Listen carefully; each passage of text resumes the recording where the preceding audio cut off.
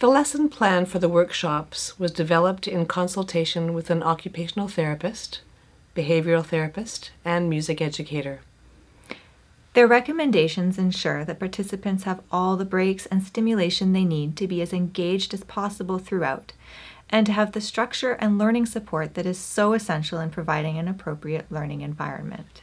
The first workshop begins by helping the students get used to a new environment, to their peers, and to the instructor. We learn each other's names with the help of our welcome song. Glad to make your acquaintance. Awfully nice of you to come. This helps get everyone settled and signals that the session is starting. We include a musical activity such as a clapping exercise to foster engagement and to just get comfortable. This can then develop into short rhythmic games or anything fun and familiar to help them relax and start to participate.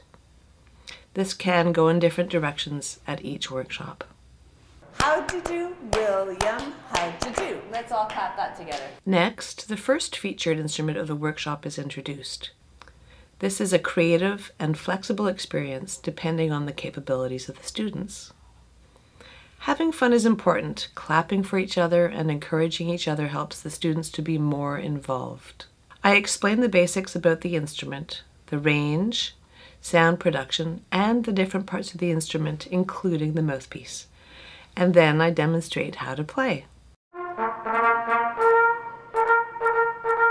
After that, the participants all try the instrument one by one.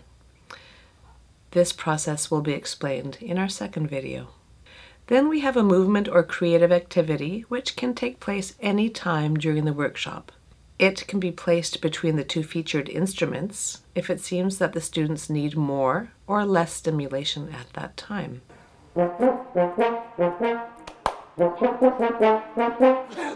Flexibility is so important while working with special needs populations. It's best to have a few options planned to meet the sensory needs of the group. They may need something more grounded to calm down, or they may need something to get up and jump around.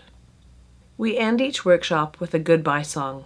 This signals that the workshop is ending and gives structure to the lesson, which is so important when working with special needs populations.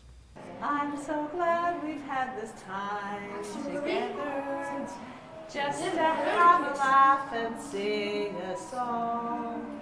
Seems we just get started, and before you know it, comes the time we have to say so